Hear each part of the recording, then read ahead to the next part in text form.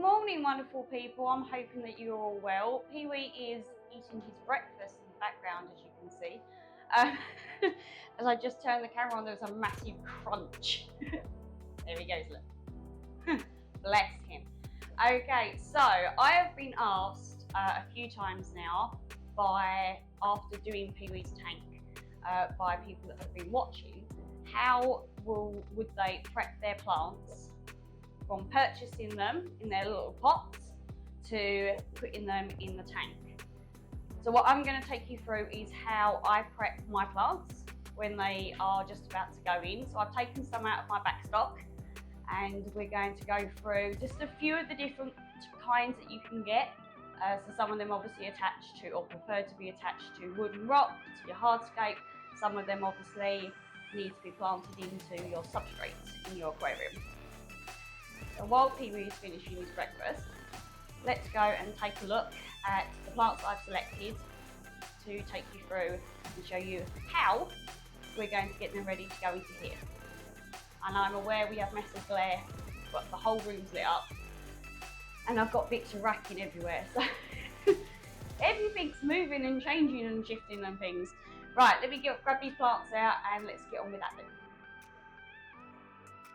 Here I have pulled out 4 different types, if you like, of plants to go into your aquarium.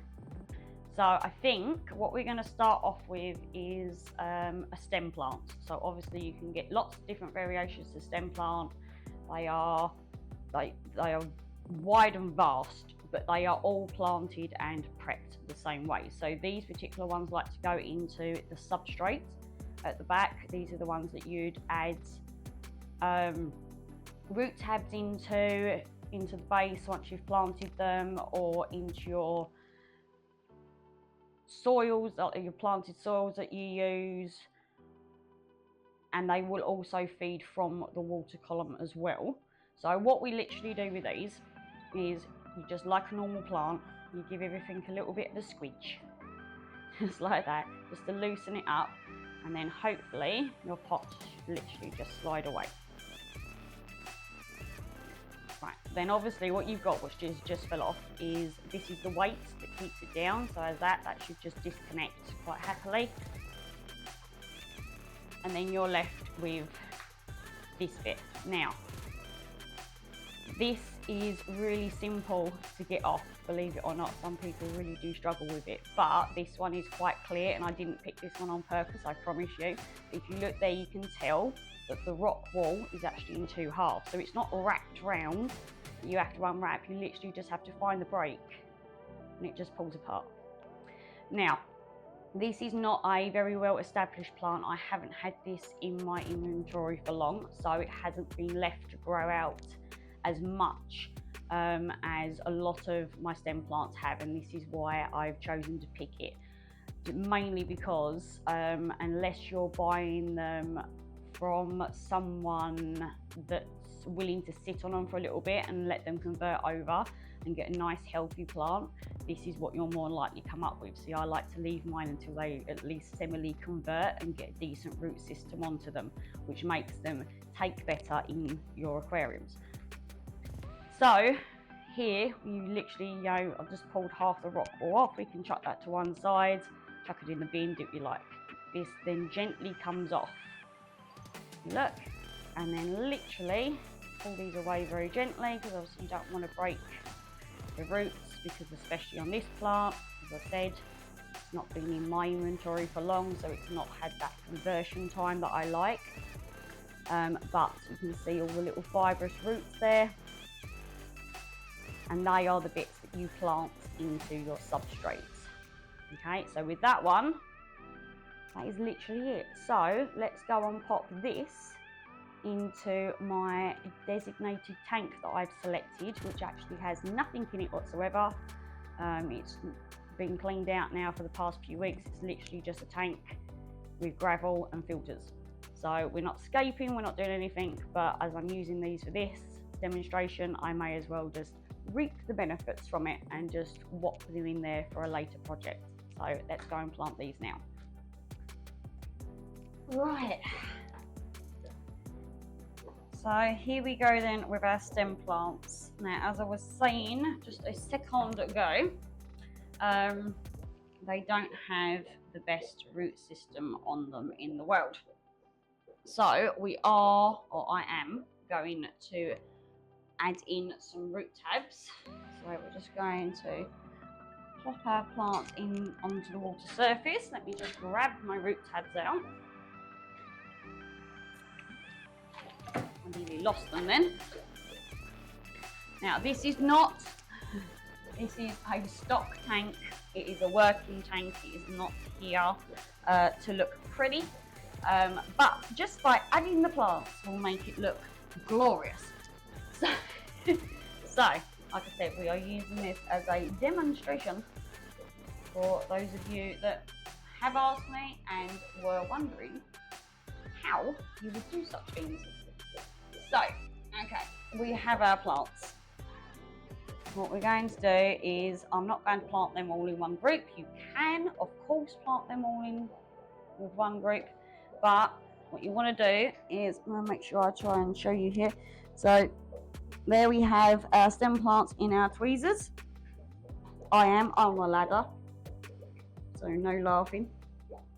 Okay, so we just want to bring them down. Oh, I lost grip. You can do this with your hands, which is sometimes easier depending on the stem plant. So what you do is you dig them in, and then what I generally find is that if you open and close the tweezers just a little bit as you're letting them go, they tend not to pull out. And then we just flick that back over, and then we have one group planted, and then we're going to go for 3 groups. I do like the 3s, and you come quite low down onto the stem. Just there, look. And again, just going to dig those in. You are going to get some kickback from your gravel. Just think all that is food for those plants. Mulch in your tank is a good thing. Not too much of it, obviously, but you know, a bit of it, especially when you have plants in your tank, will be dealt with by the plants. That's all free plant food. And we're going to go for one in the middle, just because we can. Again, open and close, dislodge it, try not to pull them out again with your tweezers, and there we go. Now I'm going to stick in some root tabs. Climb down off my ladder. As I said, I'm short butt. Ladders are necessary tools, especially when I'm in the fish room and I'm dealing with wrecks. So, and I nearly fell off. Right, so here you go. I don't know whether you can see that, but the root tab is in there. And again, we're just going to put that down at the base. Cover that back up. You don't need a lot for each clump, depending on the size of the clump. 1 to 2 is absolutely fine. So as these are quite small clumps, but I'm keeping them in sort of a grouping, I'm just going to add 3, 1 for each clump. And that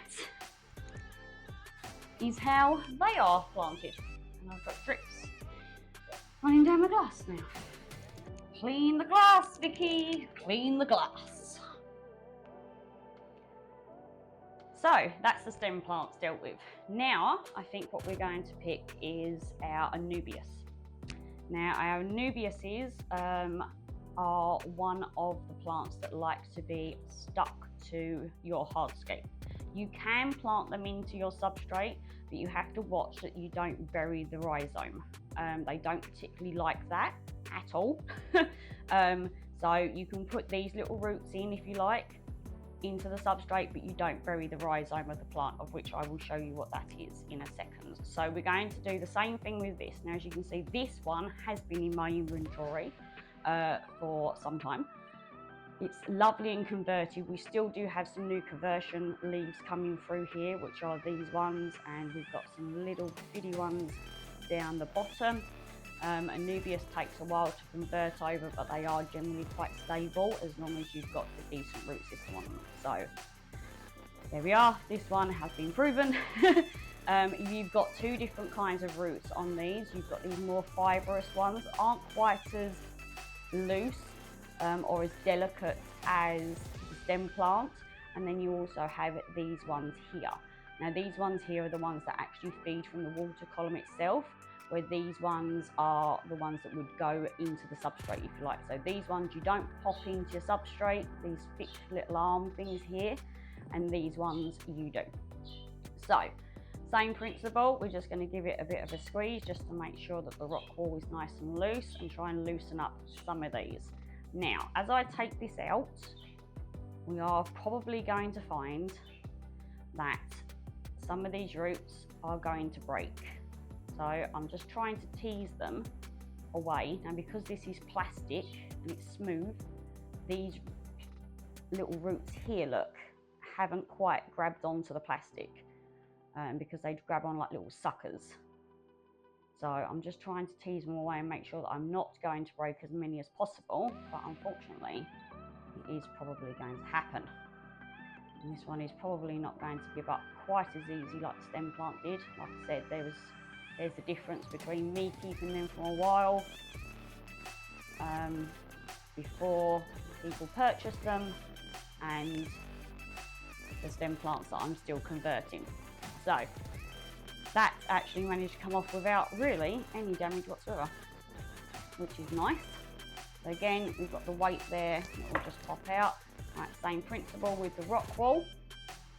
So what you'll see here, look, is that there is the tubular or the rhizome part that you do not bury, even though there is roots coming off of it. If you can see there, that's the part that you don't bury. But I'm not going to show you planting this into substrate. You look, you just find the half. Now this one's not going to come apart quite as easy because obviously it does have a decent root structure on it. So we're just going to take it off piece by piece and try not to, like what just happened, snap some roots, but unfortunately it does happen. That is part of it, which is why I like them when they've got some decent roots on it. Now you can use a fork to do this with, or an old hair comb if you wanted to. I have nails and I'm not worried about getting my nails dirty, so I'm not that type of girly girl. I'm quite happy to get my hands dirty where need be. But if you are concerned, or you feel like you're a little bit clumsy, or you really want to try and get all of the rock wool out, you can use a fork, an old hair comb maybe with wideish teeth to it, maybe a pair of tweezers if you wanted. But if I'm being honest,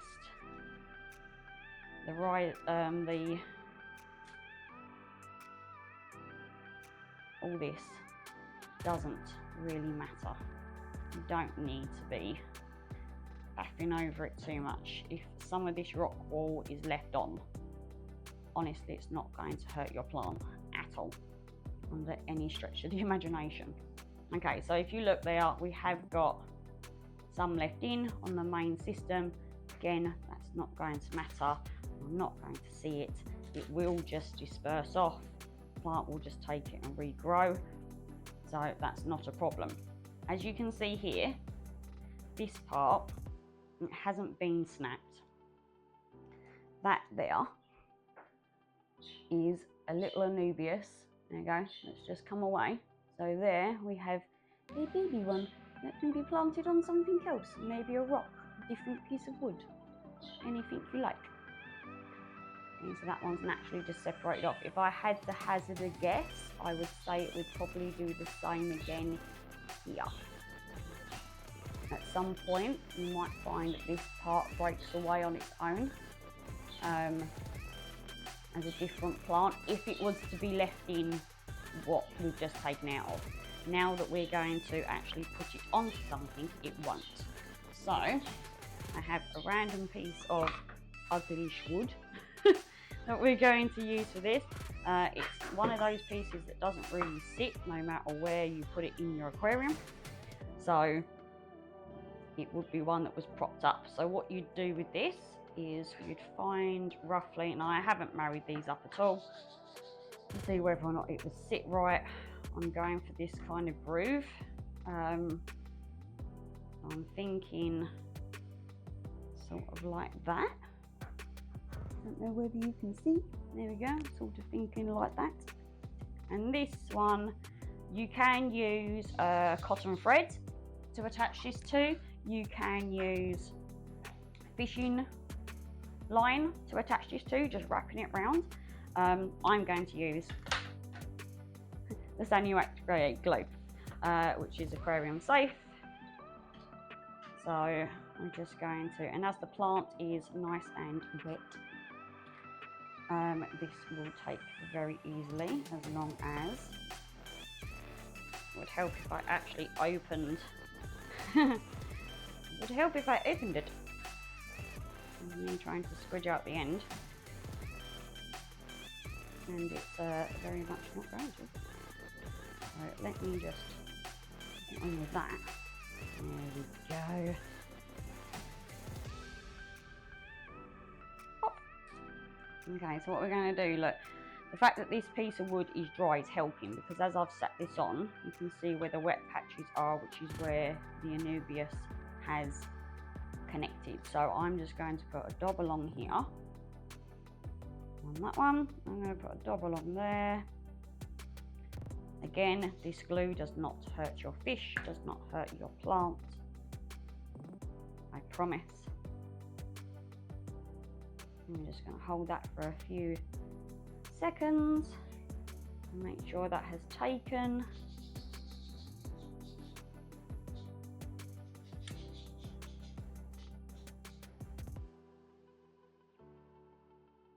Doesn't take very long at all. If you want to speed up how long it takes, you can give it a little spray with some glue, with some water, just to speed up the process.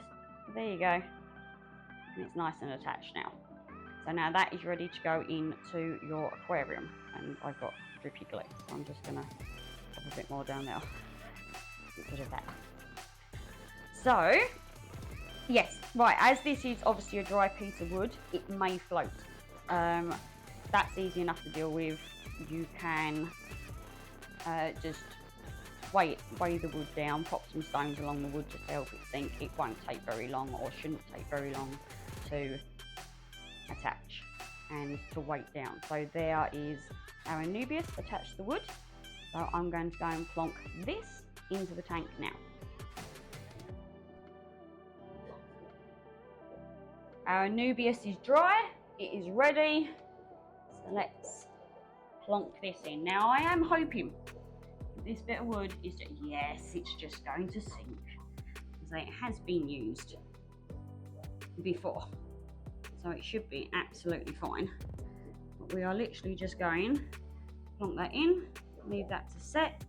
Now I could prop that with another rock back here. No, it's going to stay. It's going to stay. There we go. And I did add a little baby to a stone, which you can just about see. I'm sorry. There we go. So same thing, just glued it onto a stone, and we can literally, we're just going to plonk in there.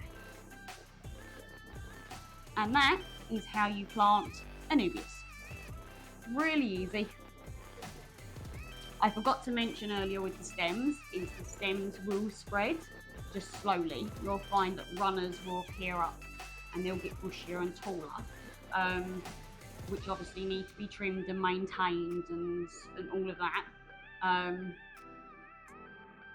So I could show you how to do that maybe in a later video on some of my big ones if you so require. But the Anubias is here, again, slow growers, and they will just, they'll grow massive. I've got some real big mamas in here.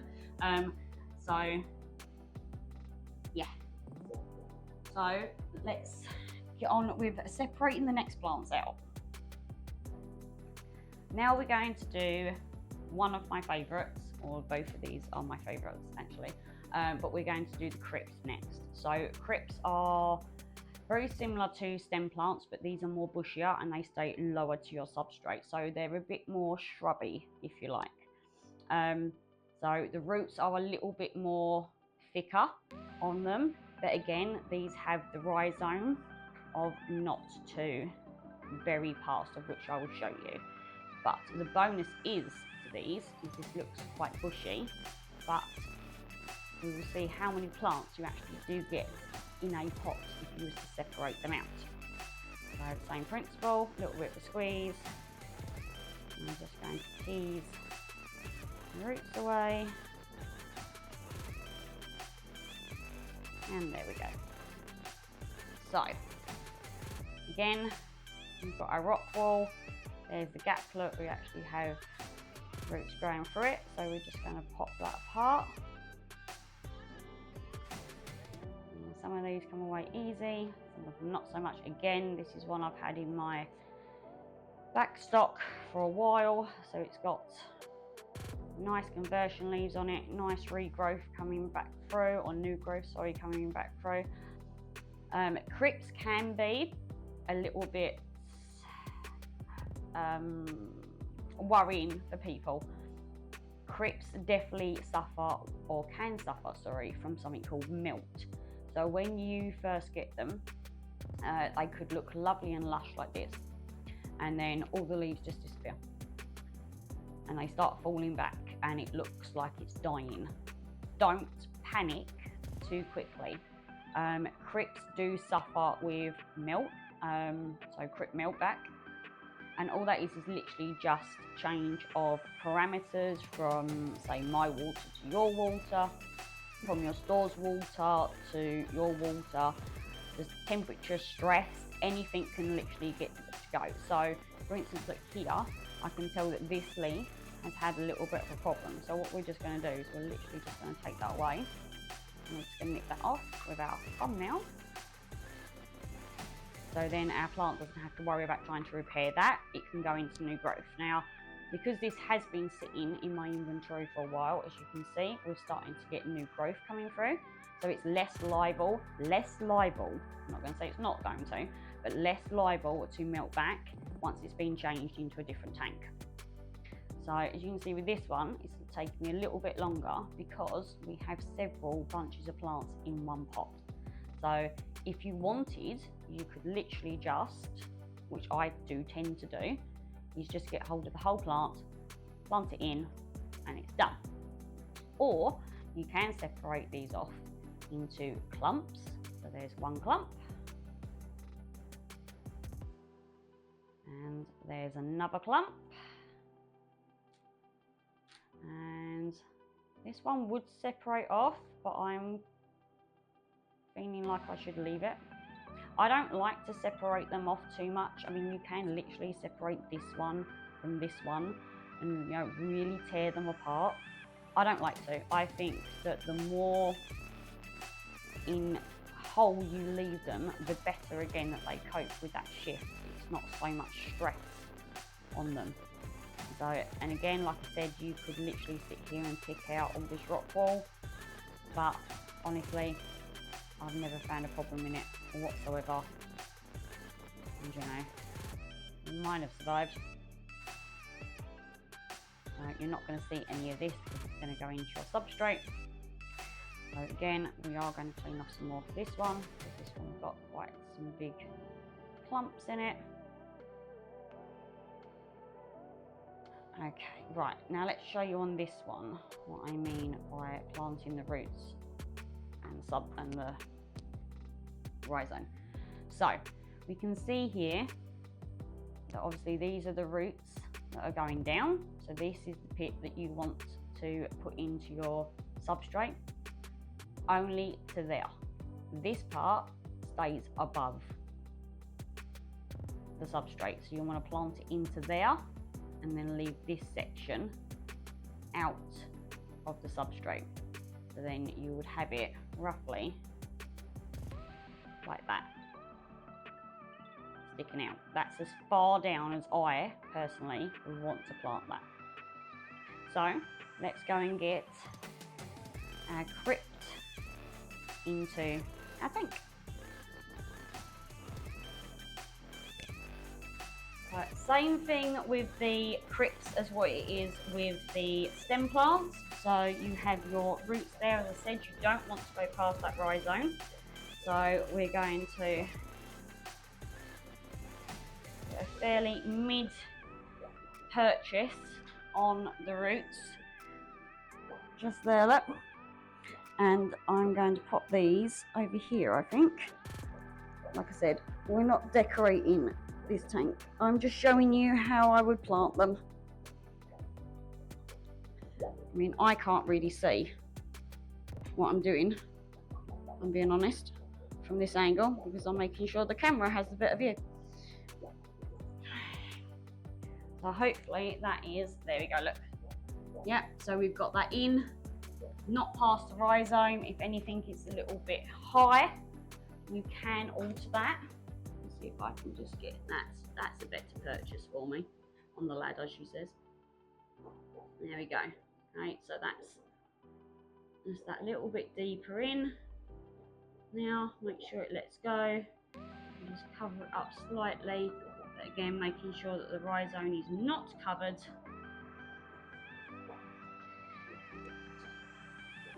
To make sure that that's all in. Now I will admit, if you wanted to put these into a deeper substrate, you would be able to get them purchasing a bit better.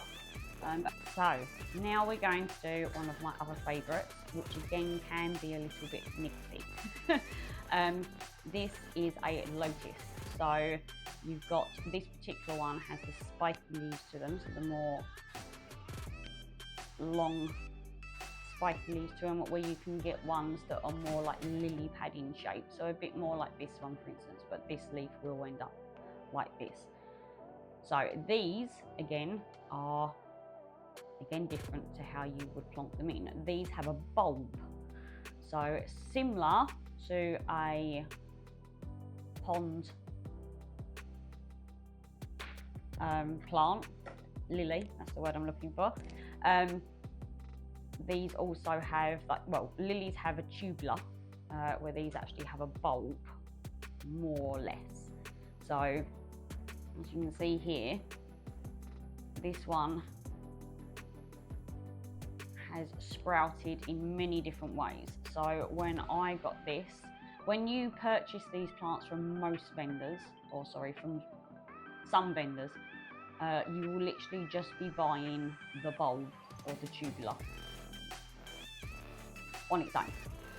And the idea is that you plonk it into its tank, so you literally just sit it down in the tank somewhere and hope that it comes to life. Sometimes they do, sometimes they don't. Sometimes it's just non-active. Sometimes it's because you've actually put the bottom of the plant facing upwards because you didn't know. So as you can tell here, there's definite up and down scenario from this one. Where this one has been kept for an extremely long time in here, we've actually getting its roots coming out of the side, because it's been kept in this for far too long. So this is really simple. As you just saw, the rock ball just fell away, there's nothing to clean off, everything's fine. And this one honestly is probably one of the easiest to plant ever. You literally just plonk it in. You can sort of edge it into the gravel slightly from here, but other than that, you just leave it alone. So if you've got one that's already going like this, it's nice and easy. You already know it's alive. You already know what way is up and what way is down.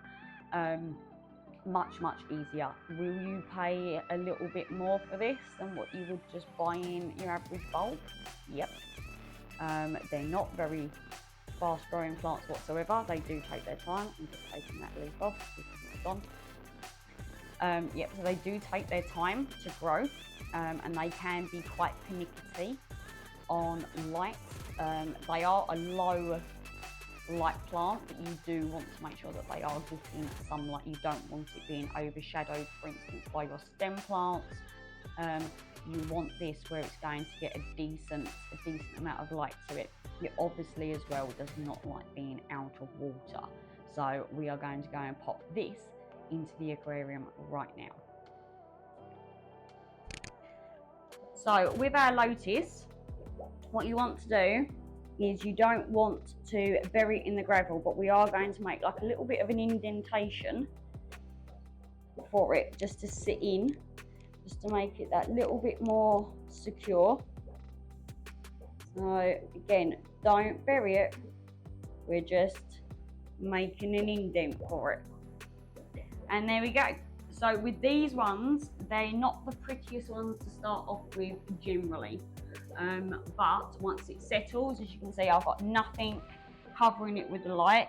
If I planted it over on the other section over here, with the other plants, I would have made sure that it was right in the middle of the tank towards the front maybe, so it definitely wasn't going to get overshadowed by them stem plants growing in or the crypts spreading out or anything like that. This is definitely a plant that you want it to be quite central and not being overgrown and covered or shaded from the light whatsoever.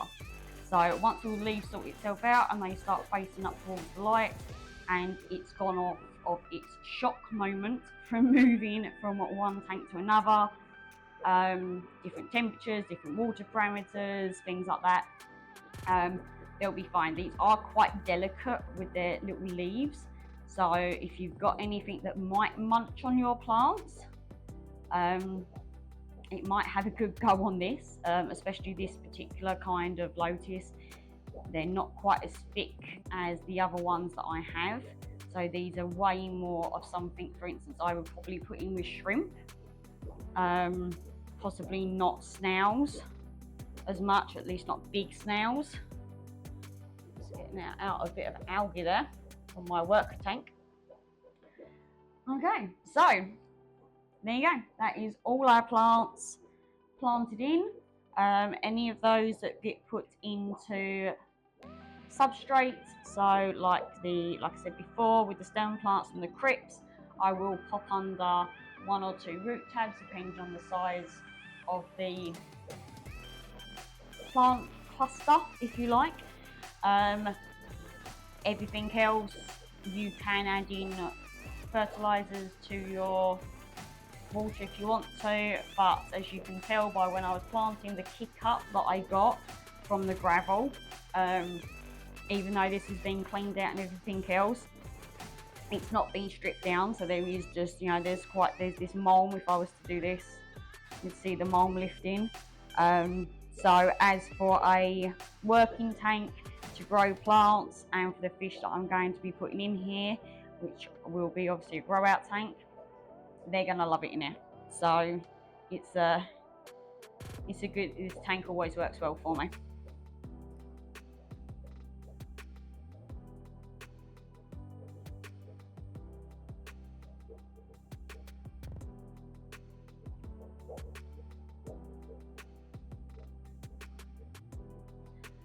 So there you go then. That's how I prep my plants. They're really not hard at all. If I can do it, you can do it. It's not difficult. Yeah, so I'd had a few questions about prepping and what plants that I think would go good in one spot and everything else. So I'm hoping that at least then you know when whoever you purchase your plants from, what kind of root systems you can be looking at, where it should be. I will suggest though that before you purchase your plants from either your local aquarium shop or an online seller or anyone like that, work out yourself what type of plants you want, because if you're not going for hardscapes, some people don't like hardscape in their tanks, then obviously you don't want things like Anubias really and things like that. you want more stem plants and like your crypts and things like that, your low growers, like more like your shrubby types, if you like, rather than you great big whacking trees. So yes, so for now people, I am going to love you and leave you, and I will see you on the next one. If you've got any questions whatsoever, drop them in the comments below and I'll see if I can help by doing you a video. Anything else you want explained, just let me know. I have a backlog of things at the moment that are being done, so I will be back on it, I promise. I will get to you. I know there is a few that are waiting for my responses, of which I am getting to you, I promise. So for now people, I will love you and leave you, and I will catch you on the next one. Bye!